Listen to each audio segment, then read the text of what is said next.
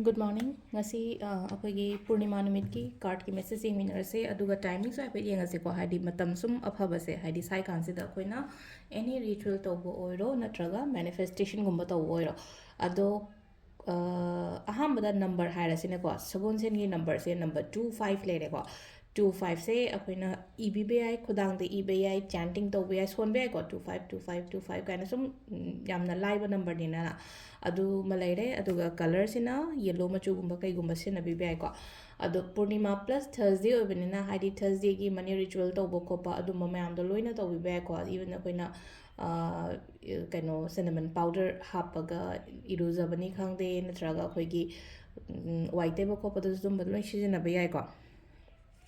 aduga ngarang aina post tawkiba kaino gi dusu tawbiyo coins tawraga Windows mathakta thambiyo habado Purnima numita tawba yai adumaso ado khoi hamba sidagi 3 cards katang utho ase ko haide khoina nutigi yengba dumaina card number 1 2 and 3 ko ahamba ani shuba ahum suba sida lere ko koi card ahum se loina machu manaramnina kano to first card khan mangai yeng ase ko first card se tauge haina khali ba thabak to tawo chatlo khanjana gano ningjing mangjing naraga lei gano tho chatlo hai ba aswaina malai ko haidi aina je khallaga lei po ai tauge na mayam amdi khallaga lei ba ai ngamgadrane ngamoidrane hai ba gi isha sida dum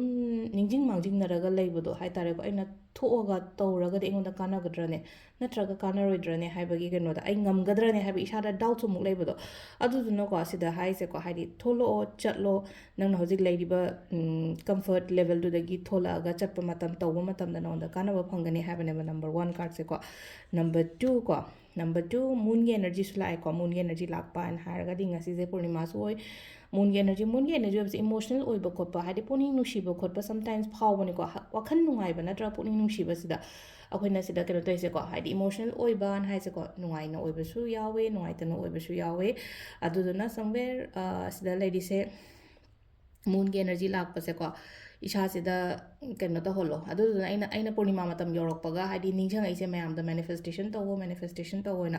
hadi Purnima matam gumba se ko hadi pukning nungsiba natraga hadi sauningba kapningba khotpa sugumba se am hen bane ba amna aduduna hadi khatang mind do divert tawraga ngasai gi sigi energy se khoina aphaba rom da shinna bawane sai kan sida aduni ko ado sida moon live nen hai thana masa mathanda hai tare akoida lambi pibirakani ko kemta khanbi gano number 3 ko number 3 sina amuk sida lady se kaino haidi sida su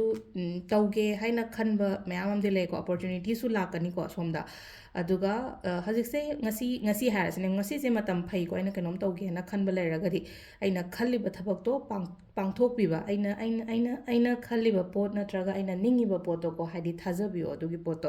aduga timing sina ayuki pung 5 ga minute yankhai ma pandaina tare ka minute kun ma thoi phong lere degi 10 ga minute 5 dagi na 2 ga minute 10 phong lere ko adagi 3 ga minute kun thrai thoi deina pung 9 ga minute 10 phong lere dagi 13 ga minute kun taruk deina amaga minute 5 phong lere dagi punungdang nungalam dagi na 2 ga minute